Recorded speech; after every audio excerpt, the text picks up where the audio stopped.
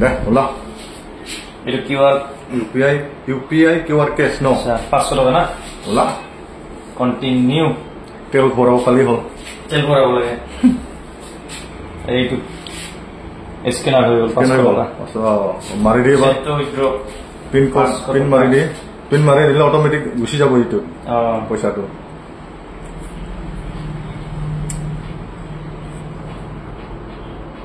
payment হ'ল না yes মাৰিব লাগিব ইয়াত আহি যাব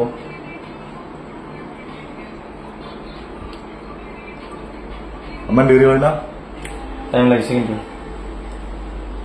এই কন্টিনিউ মাৰিলে মজা এদিন নহলেও হয় আজিকালি এটিএম নহলেও পইচা ল'ব পৰা হৈছে সুবিধা দিছে এইটো বিনা এটিএমত পইচা ওলাইছে